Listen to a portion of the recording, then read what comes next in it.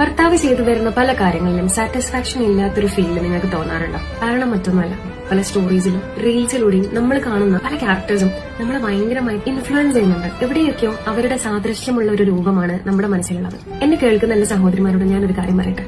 നമ്മൾ പലപ്പോഴും നമ്മുടെ കയ്യിലുള്ളത് കാണാതെ പോകാറുണ്ട്. ഒരുപാട് എഫേർട്ട് ഇട്ട് ഡെയിലി നമ്മൾ ഫുഡ് ഉണ്ടാക്കി കൊടുത്തിട്ടും ഒരു ചിരി പോലും തരാൻ പറ്റാത്ത ഹസ്ബൻഡിനെ പിന്നീട് ഫുഡ് ഉണ്ടാക്കുമ്പോൾ നമുക്ക് അത്ര എക്സൈറ്റ്മെന്റ് ഒന്നും കാണില്ലല്ലേ?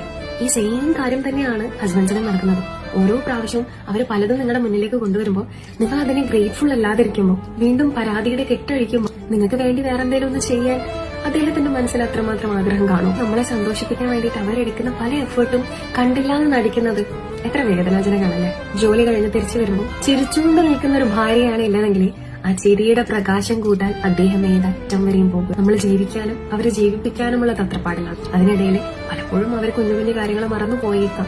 മറ്റുള്ളവരുടെ ജീവിതം കണ്ടിട്ട് നമ്മുടെ ജീവിതത്തിൽ ഒരു ആനന്ദവും കണ്ടെത്താൻ പറ്റാതിരിക്കുമ്പോൾ നമ്മൾ ഓർക്കണം, ആനയും അണ്ണാനും തമ്മിലുള്ള കമ്പാരിസൺ ആണ് നമ്മൾ പലപ്പോഴും ചെയ്തുകൊണ്ടിരിക്കുന്നത്. 10,000 കയ്യിലുള്ള ഒരാള് 2,000 രൂപ തന്റെ ഭാര്യയ്ക്ക് വേണ്ടി സ്പെൻഡ് ചെയ്യുന്നു. നേരെ മറിച്ചിട്ട് 1000 കയ്യിലുള്ള ഒരു മനുഷ്യൻ ഈ 1000 രൂപ തന്നെ ചെലവഴിക്കുന്നു. ഇതിൽ ആരാണ് ഗ്രേറ്റ്?